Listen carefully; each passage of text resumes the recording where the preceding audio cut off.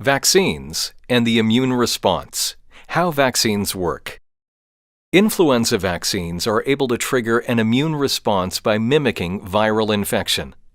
They are usually manufactured using inactivated or killed virus particles taken from various circulating influenza strains.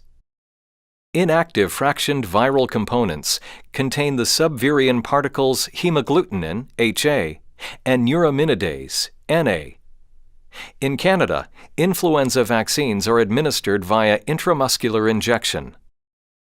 These fractioned particles containing the foreign antigens hemagglutinin and neuraminidase are released from the vaccine into the bloodstream.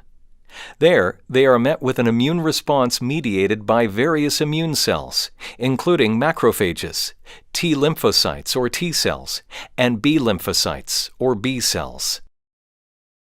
A major mechanism of action involves macrophage phagocytosis of hemagglutinin, breaking it into smaller components.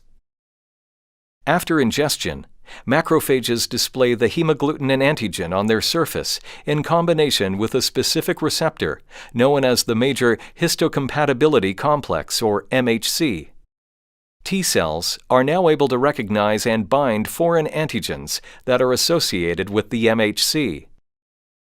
Upon binding to the MHC receptor, T cells become activated and proliferate into either cytotoxic T cells, regulatory suppressor T cells, or helper T cells. Activated helper T cells express hemagglutinin receptors specific to the vaccine strand on their surface and play a major role in antibody generation and memory B cell activation. Unlike T cells, B cells are able to ingest hemagglutinin independent of the MHC. Once internalized, B cells process the hemagglutinin antigen and present it on their surface in combination with an MHC. When activated helper T cells interact with activated B cells expressing antigen MHC receptors, they begin secreting lymphokines which have several effects.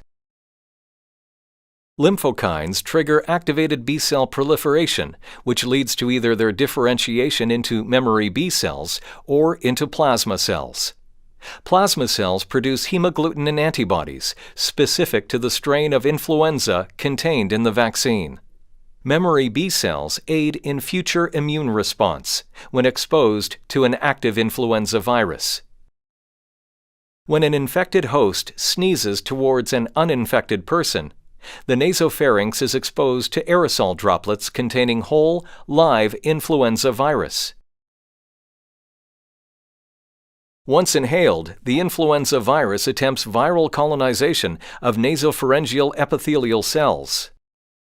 Assuming that the vaccine strain matches that of the live virus, hemagglutinin antibodies block viral attachment of live influenza virus to host epithelial cells, and overall disease is either avoided or diminished in severity.